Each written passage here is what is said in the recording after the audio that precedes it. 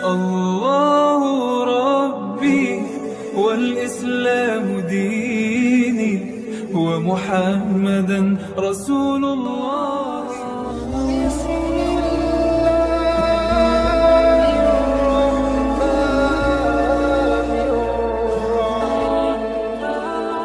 Bismillahirrahmanirrahim. Assalamualaikum warahmatullahi wabarakatuh. Innal hamdalillah nahmaduhu wa nasta'inuhu wa nastaghfiruhu wa nastahdihi wa na'udzu billahi min shururi anfusina wa min sayyiati a'malina may yahdihillahu fala mudilla lahu wa may yudlilhu fala hadiya lahu. Wa asyhadu an la ilaha illallah wahdahu la syarika lahu wa asyhadu anna Muhammadan abduhu wa rasuluh. Allahumma shalli wa sallim wa barik wa sallim wa karim syarif ala nabiyil karim wa ala alihi wa sahbihi ajmain. Amma ba'd. Ahibbal kiram, Bapak-bapak, Ibu-ibu, jamaah Masjid Raya Al-Ihsan yang insyaallah dimuliakan oleh Allah. Alhamdulillah, pada hari ini kita kembali bermuajah untuk melanjutkan diskusi kita terkait dengan kitab Syarah Nasha'il Ribat, yang alhamdulillah pada malam hari ini kita sudah sampai di makalah yang ke-41.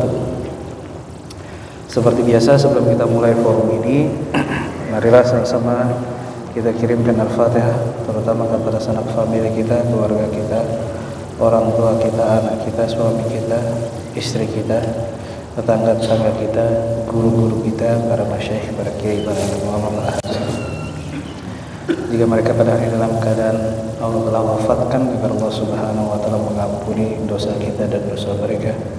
Jika mereka pada hari dalam keadaan sakit, agar Allah Subhanahu wa taala menyembuhkan segala penyakit kita. Dan jika mereka dalam keadaan sehat, Allah berikan panjang umur dan keberkahan dunia akhir bagi kita dan mereka. Ala hadiniyah bikulli niyatin salihah wa ila hadratin Nabi Mustafa Rasul. Al-Fatihah.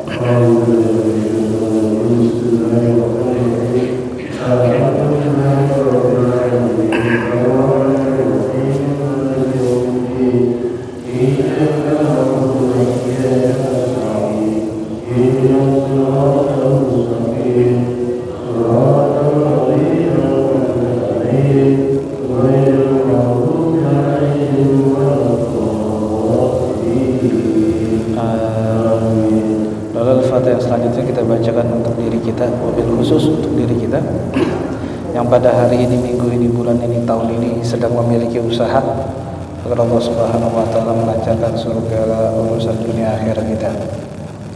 Al-hadiniyah wa bikullikan salihah wa ila hadratin Nabi Mustafa. Al-Fatihah.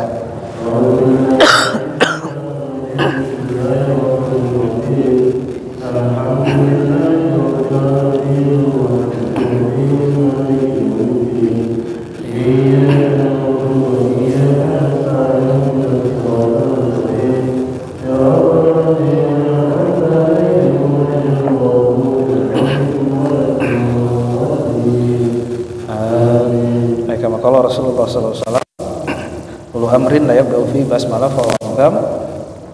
Segala sesuatu yang dimulai dengan tanpa basmalah maka bersia-sia. Marilah sama-sama kita mulai forum ini dengan sama-sama baca al-basmalah. Ya Bapak Ibu, kita lanjutkan diskusi kita pada malam hari ini. Maaf, kita sudah sampai di hadis yang ke-42 ya. Kita bacakan. Wal maqalatu tsaniyah wa 20 wa 40, ya, makalah yang ke-42. An Rasulullah sallallahu alaihi wasallam, dari baginda Nabi Muhammad sallallahu alaihi wasallam, annahu qala, sesungguhnya beliau pernah berkata, hubbiba ilayya minad dunyakum mu'jibatukum mimma baina samawati wal ardh.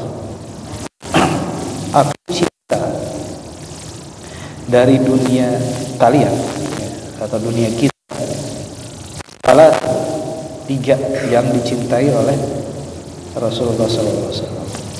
Ya. At-thayyibu, ya, wangi-wangian, wan nisa, ya, dan wanita, waju'ilat qurratu aini fis shalah. Aku suka bahasanya gitu ya, terhadap wanita yang, jangan dipotong, yang dijadikannya sebagai qurratu ayun, sebagai penghias mata ini.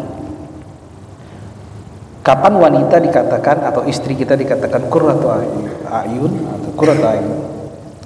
Itu ketika sholat ya. Jadi ketika kita baca doa ya, qurratu ayun maksudnya apa? Penghias mata, yaitu wanita yang sholat ya. Jadi secara tidak langsung, mohon maaf ini bahasanya, percuma kita punya istri cantik ya, tapi kalau nggak sholat, percuma kita punya istri bahasa gitu ya, yang memperhatikan penampilannya ya, tapi tidak sholat. Wa hadhihi khisal allati waqa'at li Rasulillah sallallahu alaihi wasallam ya. Ini adalah sebuah pernyataan dari baginda Nabi Muhammad SAW. Laisa minad dunya fi syai'in, tidak ada dari dunia sesuatu. Karena kullama kana lillahi ta'ala, semuanya itu milik Allah Subhanahu wa ta'ala. Laisa minad dunya kalladzi la budda minhu ya. Dan juga bagian daripada dunia yang wajib dibagi atau memiliki ketika kita hidup di dunia, kuat ya, energi, wal maskan, tempat tinggal, wal malbus, dan pakaian-pakaian kita. Kama qala Syekh Khalil Ar-Rasyid fi Majalis Ar-Ra'iqah ya. Pendapat ini juga yang dikatakan oleh Syekh Khalil Ar-Rasyid dalam sebuah majlis ya. Wa kana ma'ahu sallallahu alaihi wasallam ashab ya. Wa kana ma'ahu sallallahu alaihi wasallam ashabah radhiyallahu anhu. Pada saat itu Rasulullah sallallahu alaihi wasallam bersama para sahabat, julusan ya, duduk bersama para sahabat ini dalam keadaan duduk ya. Ya, kita kembali mereview. Jadi Rasulullah sallallahu alaihi wasallam mencintai dari dunia yang kita tempati ini 3 perkara ya. Yang pertama atib, wangi-wangian. Yang selanjutnya an-nisa, wanita, tetapi wanita yang menjadikan perhiasan pandangan ini. Kapan? Yaitu ketika sholat ya. Beberapa kalangan orientalis, kalau kita berbicara sedikit akademik ya, ini mempertanyakan bahwa dan mempermasalahkan bahwa baginda Nabi Muhammad SAW sangat, bahasanya itu mencintai wanita ya. Tetapi tidak seperti itu yang digambarkan dan pemahamannya. Seperti misalnya sebuah kajian orientalis seperti misalnya Snork Hornji ya, seorang yang Belanda ya, VOC, yang pengen sekali mempelajari bagaimana Islam itu bisa dikalahkan ketika di Aceh. Snork Hornji itu masih sampai dia merubah namanya Abdullah lalu pergi ke Mekah untuk melaksanakan haji. Jadi melihat bagaimana Islam itu membekas, bagaimana keimanan seorang muslim itu membekas. Kalangan orientalis ini juga mencari titik, bahasanya gitu ya, di mana titik itu bisa jadikan alasan untuk menyerang kembali, salah satunya dengan cara ini. Nah, makanya dalam kajian tafsir itu ada bagian yang disebut dengan al-Israiliyatu fi tafsir. Jadi perkataan orang Israel atau perkataan-perkataan Yahudi dalam menafsirkan. Mana contohnya? Simple Pak. Contohnya adalah yang sering kita, mungkin pernah kita lihat, bahwa buruk itu buruk wanita tunggangi. Nabi Muhammad ketika Isra dan Mi'raj itu berwajah perempuan.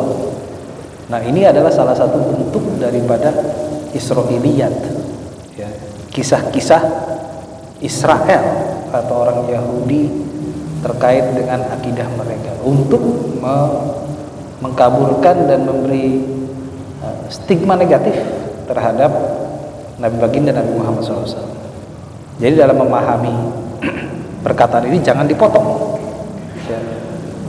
Secara redaksinya Nabi Muhammad SAW mencintai wanita yang menjadi perhiasan mata atau menjadi keindahan bagi seorang laki-laki yang melihat. Kapan posisinya? Adalah ketika wanita itu selalu menjaga sholatnya, bukan wanita yang menjaga penampilannya, bahasa gitu ya. Ini sebuah kiasan sebenarnya, ya, di mana laki-laki itu pasti mencintai hal-hal yang seperti ini.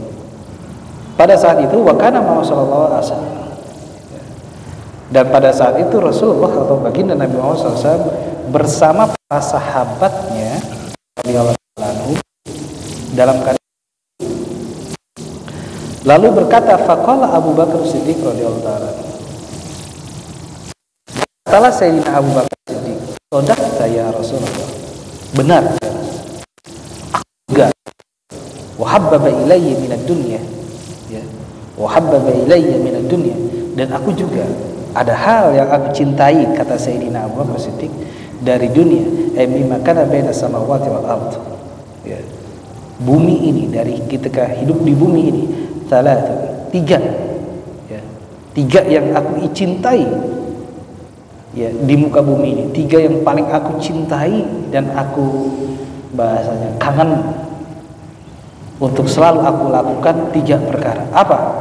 An-nazru ila wajhi Rasulillah, ya, melihat kepada wajahnya baginda Nabi Muhammad SAW. Pertama, wal infaqu mali ala Rasulillah, dan saya menafkahkan atau memberikan hartaku kepada Rasulullah SAW. Ini Sayyidina Abu Bakar, ya.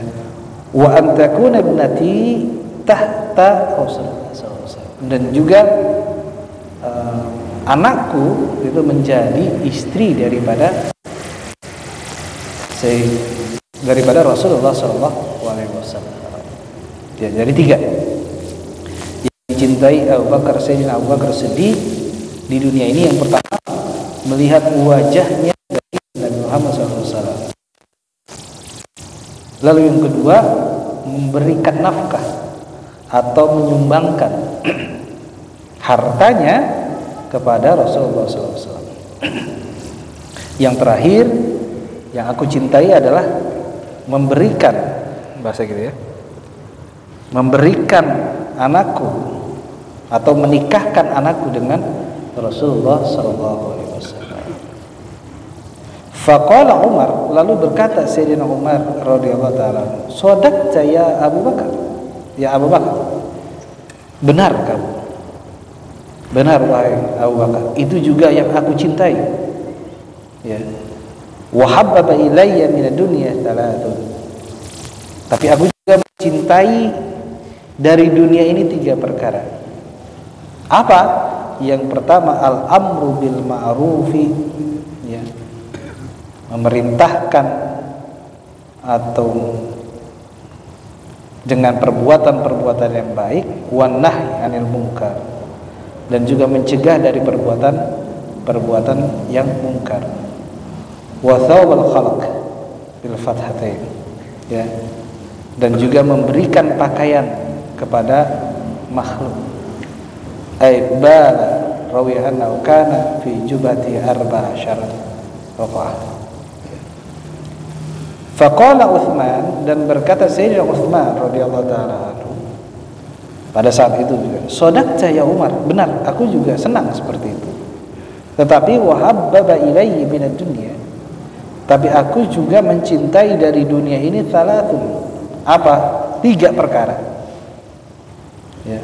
Isba'ul al-ji'an, ya, membuat kenyang orang yang lapar, wa kiswatul urya, dan memberi pakaian orang-orang yang tidak memiliki pakaian, wa tilawatul Qur'an, dan juga membaca Al-Qur'an. Ada sebuah riwayat waruya annahu, sesungguhnya Sayyidina Uthman bin Affan annahu khatama al-Qur'an fi rak'atain fil lailah, ya, bahwa Sayyidina Uthman selalu mengkhatamkan Al-Qur'an di setiap 2 rakaat dalam sholat malamnya. Ya. Faqala Ali radhiyallahu anhu, dan berkata juga Sayyidina Ali radhiyallahu ta'ala anhu karrama wajhah, shadaqta ya Uthman, benar ya Uthman, itu juga aku cintai. Wa habbaba ilayya minad dunya thalathun, akan tetapi aku juga mencintai dari dunia ini 3. Ya. Wal khidmah, al khidmatu lidhaif, ya, menjunjung atau memuliakan kepada dhaif, ya, pada tamu. Wa shaumu fi shaif, dan puasa fi waqti syiddatil har, di waktu ketika puasa di waktu yang sangat atau di hari yang sangat-sangat panas atau di musim panas, bahasa gitu. Wadar lil a'da ubisayf, dan aku senang juga apa, memukul musuh-musuh ini dengan pedangku, ya. Memukul musuh-musuh itu dengan pedangku. Fabainama hum kadzalika idza jaa Jibril, pada saat itu juga datang Jibril alaihissalam lin Nabi, kepada Nabi Muhammad SAW. Faqala ay sayyidina Jibril, arsalani Allah tabaraka wa ta'ala lima sami'a maqalatikum, ya. Allah telah mengirimkan aku ketika Allah mendengar apa yang kalian bahasanya sedang diskusikan. Wa amaraka ya Rasulullah, dan Allah memerintahkan engkau wahai Rasulullah untuk menanyakan antas alani, ya, menanyakan kepadaku amma ahabbu an kuntu min ahli dunia, ya, untuk menanyakan kepadaku kalau aku menjadi ahli dunia, aku jadi manusia, kata Sayyidina Jibril, itu apa yang aku cintai. Faqala, lalu berkata Rasulullah SAW, ma tuhib ya Jibril, ya, apa yang kamu cintai wahai Jibril kalau kamu jadi manusia? An kunta min ahli dunia, kalau kamu jadi manusia atau kamu hidup di muka bumi ini, apa yang kau cintai wahai Jibril? Faqala irsyadud dhalin, ya, apa? Memberikan nasihat atau menunjukkan kepada orang-orang yang sesat, ila thoriqil mustaqim, pada jalan yang lurus. Wal mu'anasatul ghuraba'ul qanitin, dan juga aku membangun, ya, orang-orang yang asing tetapi dia qanit, dia muti'in, dia orang taat kepada Allah, al-khashi'in Allah ta'ala, wa mu'awanat ahlul i'al wal mu'asirin ay fuqara, dan aku akan membantu orang-orang yang sulit dan orang-orang yang fakir. Wa qala Jibril alaihissalam, lalu berkata Jibril alaihissalam, yuhibbu rabbul izzah jalalah an abdihi thalatha khishar, tahukah kalian bahwasanya Allah subhanahu wa ta'ala mencintai 3 perkara dari hambanya, ya. Yang pertama badlul istita'ah, i'ta'ul qudrati fi ta'atillahi ta'ala, melanggengkan dan memaksimalkan ketaatan kepada Allah Subhanahu wa ta'ala. Yang pertama tercintai. Yang selanjutnya wal buka'u indan nadama. Wal buka indan nadama, yaitu menangis ala fi'lil ma'asi, menangis terhadap perbuatan-perbuatan maksiat. Wasabru indal faq wujudul hajah. Yang terakhir adalah sabar ketika dalam keadaan sangat-sangat membutuhkan. Bapak Ibu yang saya hormati, ini sebuah makalah yang sangat panjang, ya. Makalah yang ke-42, dimana kalau kita susun dari makalah ini semuanya adalah hal yang dicintai oleh baginda Nabi Muhammad SAW, hal yang paling dicintai oleh para sahabat, dan hal yang dicintai oleh Jibril alaihissalam kalau ya, diperkenankan oleh Allah untuk menjadi ahlul dunia, untuk menjadi manusia, lalu ditutup dengan apa yang Allah cintai dari hambanya, ya, apa yang Allah cintai dari manusia, ya. Kalau kita lihat yang pertama, ya, dari Sayyidina Abu Bakar Siddiq, kecintaan Sayyidina Abu Bakar Siddiq adalah melihat wajahnya baginda Nabi Muhammad SAW. Ya.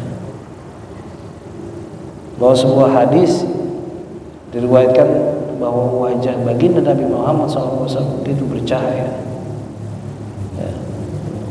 Dan juga kemuliaan bagi kita, orang yang hidup setelah baginda Nabi Muhammad SAW wafat, adalah kita bisa bertemu dengan baginda Nabi Muhammad SAW di dalam mimpi, ya. Karena kalau orang bertemu dengan baginda Nabi Muhammad SAW dalam mimpi, bahwa dipastikan itu adalah baginda Nabi Muhammad SAW. Ya. Pernah ada sebuah kisah seorang pemuda yang terus seorang wanita yang terus bertemu dengan baginda Nabi Muhammad SAW dalam setiap malam, hampir setiap malam. Ya. Pada beberapa malam dia tidak bertemu lagi dengan baginda Nabi, 1 malam, 2 malam, 3 malam.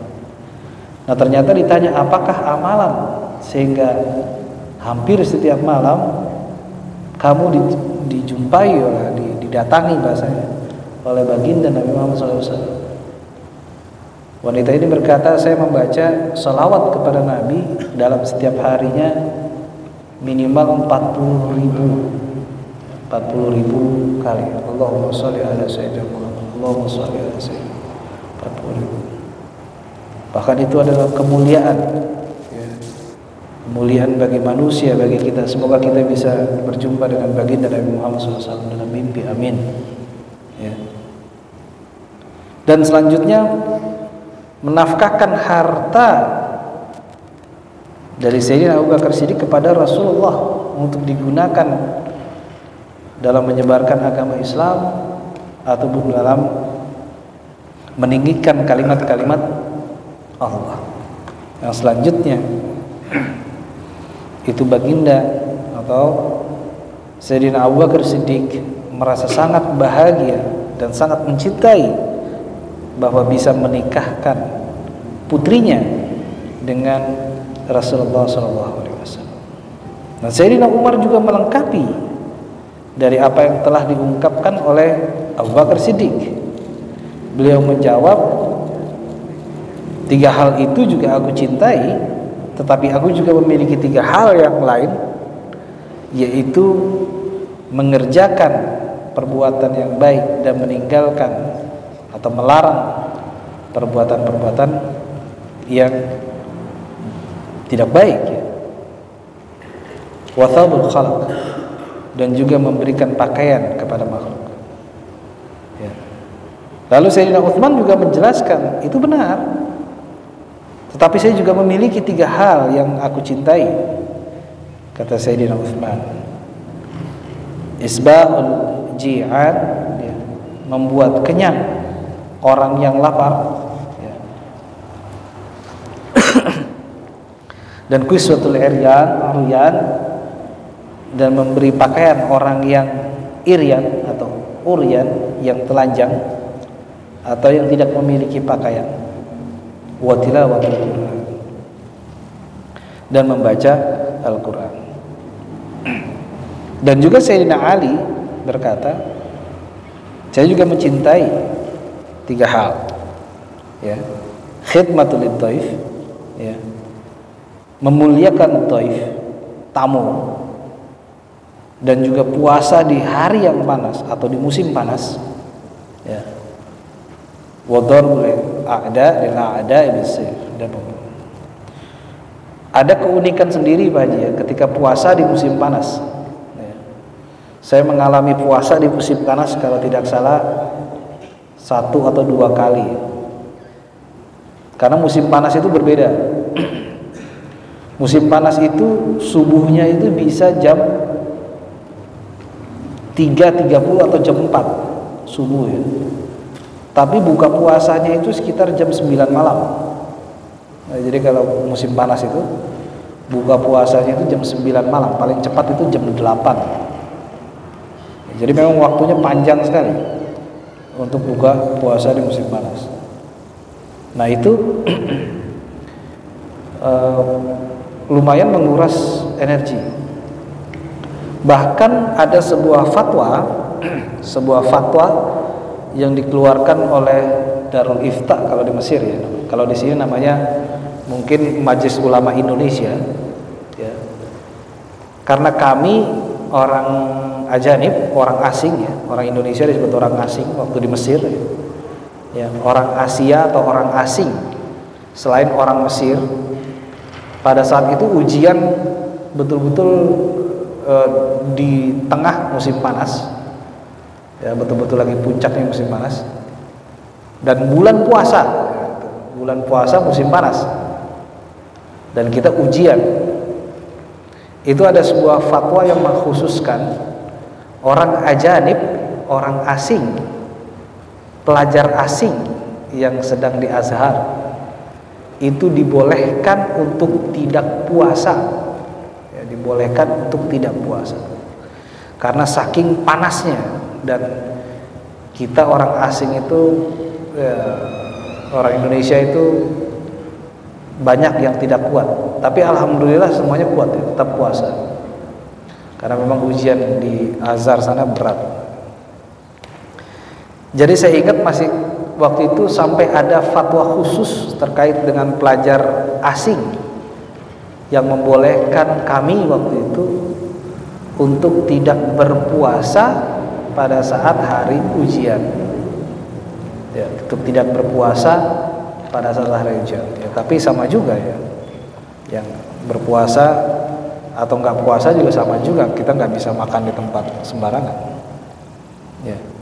Itu keadaan musim panas yang mungkin kalau Bapak Ibu pernah umroh atau haji di musim panas itu merasakan seperti itu. Sangat-sangat berat untuk puasa di musim panas, ya. Lalu datang Jibril yang diperintahkan oleh Allah, dan Jibril itu berkata, wahai Rasulullah, aku diutus bahasanya oleh Allah untuk datang ketika mendengarkan apa yang kalian ucapkan. Dan Allah memerintahkan kau ya Rasulullah untuk menanyakan kepada aku tentang apa yang aku cintai kalau aku menjadi penduduk dunia. Lalu Nabi Muhammad SAW menanyakan, ya Jibril, kamu mencintai apa kalau kamu menjadi penghuni dunia atau masyarakat dunia atau menjadi manusia? Yang pertama Jibril akan mengatakan irsyadul, saya akan memberikan itu, lalu mengajak, ya, menuntun orang-orang yang jalannya tidak lurus menjadi jalan yang lurus. Saya akan berdakwah untuk orang-orang yang tidak lurus menjadi orang yang lurus. Dan juga aku akan menyokong, bahasanya gitu ya, menyokong atau memperkuat orang-orang yang taat, ya, yaitu khasyiin, orang-orang yang khusyuk dalam ibadah kepada Allah. Dan yang terakhir yang malaikat Jibril cintai kalau dia mencari masyarakat dunia adalah menolong orang-orang yang sulit, fuqara. Ditutup dengan perkataan Jibril alaihissalam tentang apa yang dicintai, tentang apa yang dicintai Allah subhanahu wa ta'ala dari kita, dari hambanya. Keadaan apa yang Allah cintai dari hambanya? Yang pertama adalah keadaan di mana kita berupaya semaksimal mungkin untuk, ya, menjaga ketaatan kita kepada Allah Subhanahu wa ta'ala. Selanjutnya yang Allah cintai keadaannya adalah ketika kita menangis dengan penuh sesal karena kita telah melakukan perbuatan maksiat. Yang terakhir adalah as-sabr, sabar, ya, ketika kita dalam keadaan yang sangat-sangat membutuhkan. Ini adalah makalah yang sebenarnya dari awal hingga akhir memiliki satu kesatuan makna yang sangat penting, bahwa Nabi Muhammad SAW sudah memberikan gambaran bagaimana kita menjadi orang yang baik dan bagaimana kita memperlakukan dunia. Kecintaan terhadap dunia itu boleh, tetapi kecintaan itu adalah kecintaan yang membangun keimanan dan ketakwaan kepada kita sebenarnya.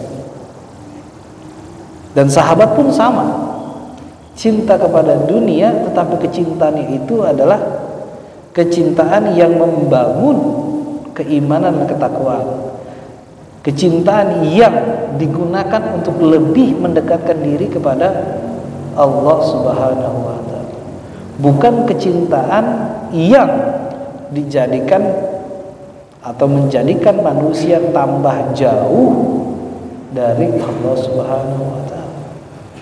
Ya, jadi ada kontradiktif, ya. Pertama, manusia awam seperti kita atau orang awam seperti kita, kecintaan kita terhadap dunia adalah kecintaan yang semu, dalam artian kecintaan yang tidak digunakan untuk mendekatkan dan lebih mendekatkan diri kepada Allah. Atau bahkan kecintaan kita sebagai sebuah alat kita jauh dari Allah Subhanahu wa ta'ala. Ya, ini yang menjadi perbedaan antara kita dengan Nabi Muhammad, kita dengan para sahabat, atau kita dengan Jibril. Tetapi bukan berarti tidak bisa. Hanya orientasinya saja yang harus dirubah. Bahwa kecintaan dunia itu adalah sebuah fitrah bagi manusia. Tetapi ketika orientasinya itu dijadikan untuk lebih mendekatkan diri kepada Allah, maka ini adalah kecintaan yang hakiki. Tapi ketika kecintaan itu kita jadikan sebagai sumber atau alat penjauh kita dari Allah, nah ini adalah kecintaan yang semu. Bahkan kecintaan ini adalah kecintaan yang mendatangkan mudarat, bahaya bagi kita semua. Baik Bapak Ibu yang saya muliakan, mungkin kita lanjutkan ke sesi tanya jawab. Jika ada yang ditanyakan, kami persilakan.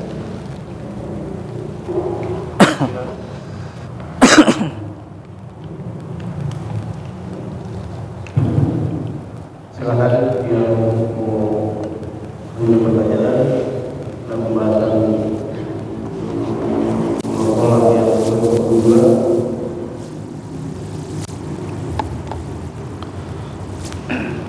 Ya, ada. Ya, silakan Ustaz. Assalamualaikum warahmatullahi wabarakatuh. Waalaikumsalam. Bismillah, izin bertanya Ustaz. Yang dimaksudkan dalam cinta dunia itu cinta terhadap harta atau cinta semuanya?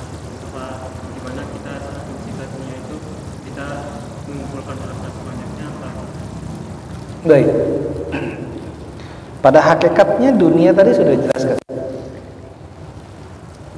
Dunia itu adalah kuah, kekuatan, bisa diartikan dengan harta. Lalu ada maskan, tempat tinggal, ada malbus, sesuatu yang kita pakai, kita kenakan. Oke.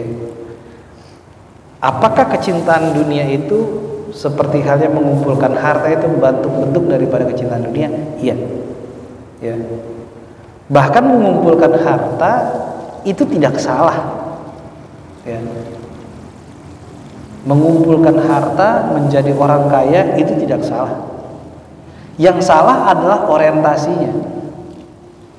Ya. Yang salah adalah orientasinya. Harta itu apa yang akan digunakan? Dari mana didapatkan itu yang harus dipertanyakan. Ya. Sahabat semuanya kaya. Ya. Para sahabat semuanya kaya. Ya, Khulafaur Rasyidin semuanya kaya. Ya. Tapi apakah kalau kita mencari harta di dunia ini salah? Tidak salah. Tetapi yang harus diperhatikan dari makalah ini adalah ketika kita mendapatkan, mohon maaf, kekayaan dunia, maka kekayaan itulah yang menghantarkan kita untuk lebih mendekatkan diri kepada kita. Itu yang menjadi masalah. Kalau kekayaan itu menjadi alat untuk kita atau menjadikan kita lebih jauh atau menjauh dari Allah Subhanahu wa taala, nah inilah yang dikatakan dengan musibah. Karena pada hakikatnya fitrah manusia itu untuk hubud dunia ada. Kita semua memiliki fitrah untuk hubud dunia, mencintai dunia. Tapi yang tidak tepat adalah mencintai dunia untuk dunia. Ya, mencintai dunia untuk dunia. Seperti halnya kita akan hidup selamanya. Nah, tetapi dari hal yang contoh ini, ya, dari contoh ini bahwa kecintaan para sahabat terhadap dunia, seperti mana isba'ul ji'an, memberikan makan kepada orang yang lapar, oh itu pakai harta. Ya. Kiswatul iryad, memberi pakaian orang yang tidak memiliki pakaian, oh itu pakai harta. Dan harta itu digunakan untuk mendekatkan diri kepada Allah Subhanahu wa taala. Tidak salah mencari dunia, enggak salah. Kita bekerja mencari dunia tidak salah. Tetapi yang salah adalah ketika dunia itu kita dapatkan mau kemana? Ya. Apakah dengan harta yang kita dapatkan kita jauh dari Allah? Atau seperti sahabat ketika mendapatkan harta malah lebih dekat kepada Allah? Itu yang menjadi. Jadi orientasi atau pemikirannya yang harus diluruskan sehingga harta yang kita dapatkan, ya, rezeki yang kita dapatkan itu adalah sebuah alat agar kita lebih mendekatkan diri kepada Allah Subhanahu wa taala. Itu Ustaz ya. Jadi tidak salah mencari dunia, enggak ada yang salah. Ya. Salah juga bekerja keras, tidak salah. Punya mobil banyak tidak salah, tidak ada yang salah. Tetapi apakah mobil itu digunakan untuk mendekatkan diri kepada Allah atau tidak? Atau mobil itu sengaja banyak hanya untuk riya? Nah, ini yang salah. Ya. Karena untuk agar orang mengatakan kita the have, kita orang yang punya. Nah, ini yang keliru dan itu tidak dilakukan oleh oleh para sahabat dan baginda Nabi Muhammad SAW. Sehingga itu harus diubah pemikirannya atau mainstreamnya agar harta yang kita dapatkan, rezeki yang kita dapatkan, dunia yang kita dapatkan untuk kepentingan abdun, untuk kepentingan hamba. Ya, artinya hamba berupaya untuk mendekatkan diri kepada Sang Pencipta, kepada Sang Khalik. Ya, itu. Makanya ada sebuah ungkapan kalau tidak salah ya. Jadi hakikat hamba adalah orang yang selalu merindukan kepada tuannya. Ya. Kalau saya membaca dan melihat perkataan ini tidak salah. Hamba adalah orang yang selalu berupaya untuk mendekatkan diri kepada tuannya. Itu tidak salah. Contohnya misalnya, kalau kita punya uang banyak atau kita punya kekuasaan di negeri ini, itu orang yang berbondong-bondong mendekatkan diri kepada kita. Tapi yang anehnya, manusia banyak yang tidak berupaya untuk mendekatkan diri kepada Allah. Karena merasa apa? Mungkin karena kekayaannya itu dianggap hasil jerih payahnya, sehingga tanpa campur tangan Tuhan, sehingga dia beranggapan bahwa harta itu bukan sebuah alat untuk mendekatkan diri kepada Allah, tetapi harta itu dijadikan atau menjadikan manusia itu jauh dari Allah Subhanahu wa taala. Begitu saja.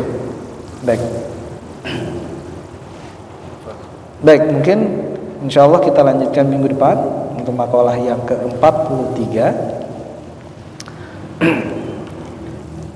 Baik, kita kasih closing statement dulu bahwa tadi ya sudah saya sampaikan bahwa dunia itu tidak salah, ya, mencari harta itu tidak salah, tetapi bagaimana kita gunakan harta itu untuk menjadikan kita lebih dekat lagi kepada Allah, itu yang menjadi prioritas dan itu yang menjadi landasan pemikiran kita sebagai manusia dalam mencari harta.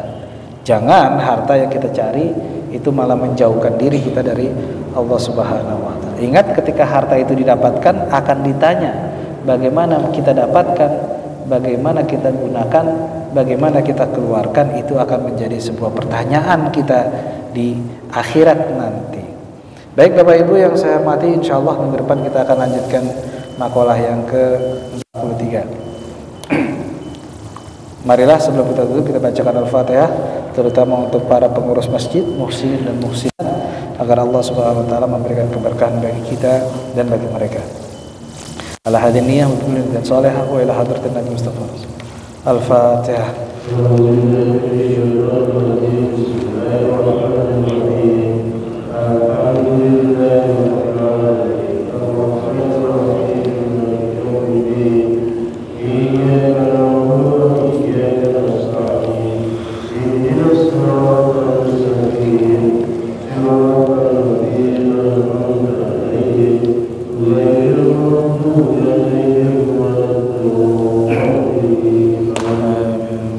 Baik, Allah muwafiq bil thariq. Assalamualaikum warahmatullahi wabarakatuh.